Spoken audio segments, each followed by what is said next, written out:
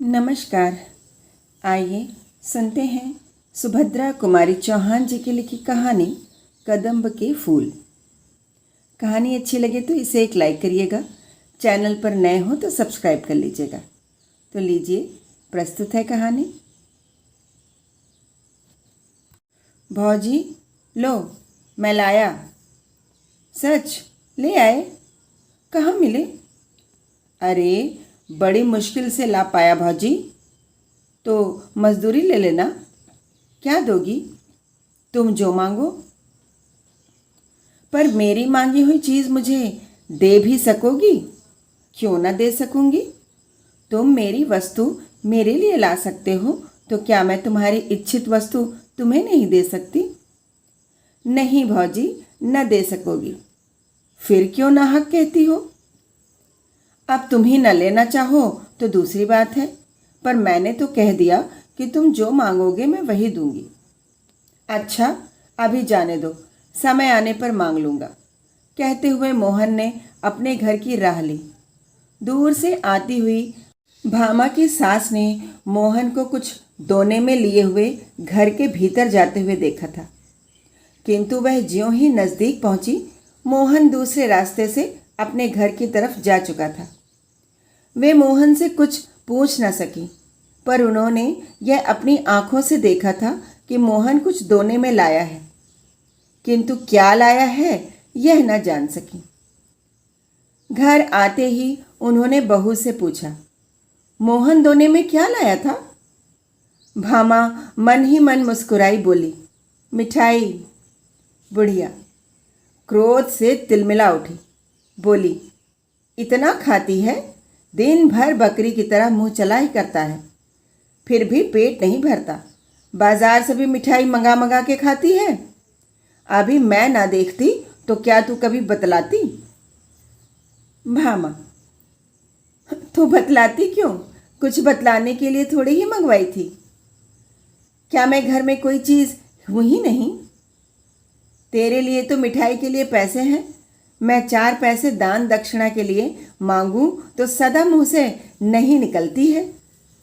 तेरा आदमी है तो मेरा भी तो बेटा है, क्या उसकी कमाई में मेरा कोई हक ही नहीं? मुझे तो 2-4 सूखी रोटी छोड़कर कुछ भी न नसीब हो, और तू मिठाई मंगा मंगा के खाए। कर ले जितनी तेरी जी चाहे। भगवान तो ऊपर से देख ही रहा है, वह तो सजा देगा ही। भामा, क्यों कोस रही हो माँ जी? मिठाई एक दिन खा ली तो क्या हो गया? अभी रखी है, तुम भी ले लेना। चल रहने दे, अब इन मीठे पुचकारों से किसी और को बहकाना। मैं तेरे हाल सब जानती हूँ। तू समझती होगी कि तू जो कुछ करती है वह कोई नहीं जानता। मैं तो तेरी नस नस पहचानती हूँ। दुनिया में बहुत सी औरतें देखी हैं, पर सब तेरे तले तले। सब मेरे तले तले न रहेंगी तो करेंगी क्या? मेरी बराबरी कर लेना मामूली बात नहीं है। मैं ऐसी वैसी थोड़ी ही हूँ। चल चल, बहुत बड़प्पन न बघार, नहीं तो सब बड़प्पन निकाल दूंगी। भामा अब कुछ चिढ़ गई थी, बोली, बड़प्पन कैसे निकालोगी माँ जी? क्या मारोगी? माँ जी को और भी क्रोध आ गया और बोली, मारूंगी भी तो मुझे कौन रोक लेगा? मैं गंगा को मार सकती हूँ, तो क्या तुझे मारने में कोई मेरा हाथ पकड़ लेगा? मारो, देखो कैसे मारती हो। मुझे वह बहू ना समझ लेना जो सास की मार चुपचाप सह लेती है। तो क्या तू भी मुझे मारेगी? बाप रे बाप, इसने तो घड़ी भर में मेरा पानी उतार दिया। मुझे मारने को कहती है। आने दे गंगा को। मैं कहती हूँ कि भाई, तेरी स्त्री की मार सहकर अब मैं घर में न रह सकूंगी।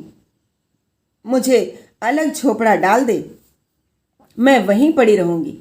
जिस घर में बहू सास को मारने के लिए खड़ी हो जाए, वहां रहने का धर्म नहीं। यह कहते कहते माँ जी जोर जोर से रोने लगी।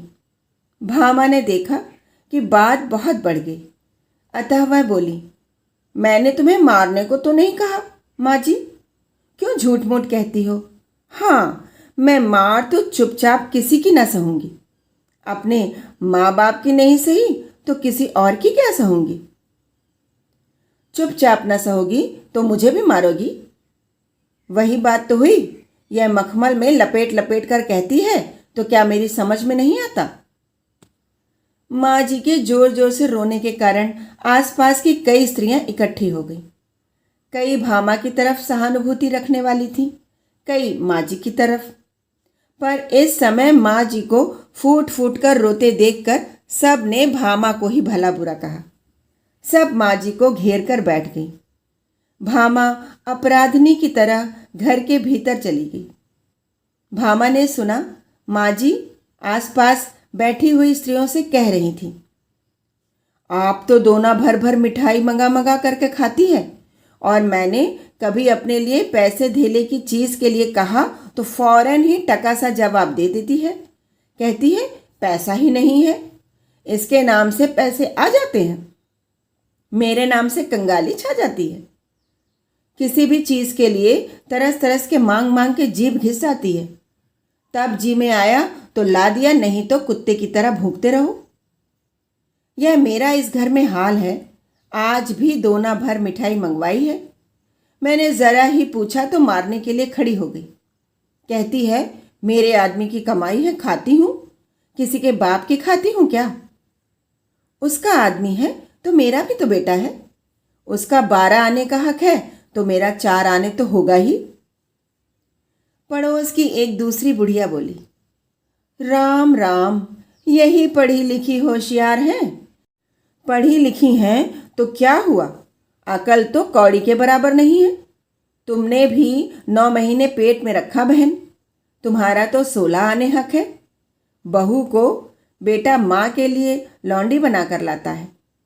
वह तुम्हारे पैर दबाने और तुम्हारी सेवा करने के लिए है। हमारा नंदन तो जब तक बहू मेरे पैर नहीं दबा लेती उसे अपनी कोठरी के अंदर ही नहीं आने देता। अपना ही माल खोटा हो तो परखने वाले का क्या दोष? बहन, बेटा ही सपूत होता तो बहू आज मुझे मारने दौड़ती। गंगा प्रसाद गांव की प्राइमरी पाठशाला के दूसरे मास्टर की जगह के लिए उम्मीदवार थे। 17.5 रुपये माहवारी की जगह के लिए बेचारे दिन भर दौड़ धूप करते। इससे मिल उससे मिल न जाने किसकी किसकी खुशामद करनी पड़ती थी। फिर भी नौकरी पाने की उन्हें बहुत कम उम्मीद थी। इधर वे कई मास से बेकार बैठे थे। भामा के पास कुछ जेवर थे जो हर माह गिरवी रखे जाते थे और किसी प्रकार काट कसर करके घर का खर्च चलता था। भामा पैसों को दांत तले दबाकर खर्च करती। सास और पति को खिलाकर स्वयं आधे पेट ही खाकर पानी से ही पेट भरकर उठ जाती। कभी दाल का पानी ही पी लिया करती, कभी शाक उछलकर ही पेट भर लिया करती। रुपए पैसों की तंगी के कारण उसके घर में प्रायः रोज ही इस प्रकार की कलह मची रहती है। जब गंगा प्रसाद जी दिन भर की दौड़ धूप के बाद थके हारे घर लौटे तब शाम हो रही थी। आंगन में उनकी माँ उदास बैठी थी। बेटे को देखा तो नीची आंखें कर ली, कुछ बोली नहीं। गंगा प्रसाद अपनी माँ का बड़ा आदर करते थे, उनका बड़ा ख्याल रखते थे। जिस बात से उन्हें जरा भी कष्ट होता वह बात वे कभी न करते थे। माँ को उदास देखकर वे माँ के पास जाकर बैठ गए। प्यार से माँ के गले में बाहें डाल दी। क्यों माँ, आज उदास क्यों है? क्या कुछ तबीयत खराब है? नहीं, अच्छी है। कुछ तो हुआ है माँ, तू उदास है। अब माँ जी से न रहा गया, फूट फूट कर रोने लगी। बोली, कुछ नहीं, मैं आदमी औरत में लड़ाई नहीं लगवाना चाहती।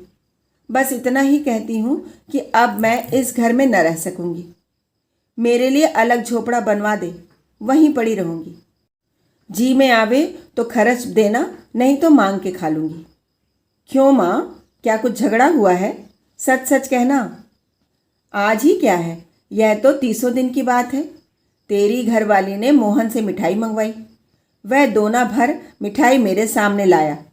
मैं ज़रा पूछने गई तो कहती है, हाँ मंगवाती हूँ, खाती हूँ, अपने आदमी की कमाई खाती हूँ, कुछ तुम्हारे बाप का तो नहीं खाती। जब मैंने कहा कि तेरा आदमी है तो मेरा भी तो बेटा है, उसकी कमाई में मेरा भी हक है, तो कहती है कि तुम्हारा हक जब था तब था, अब तो वह मेरा है, सब मेरा है।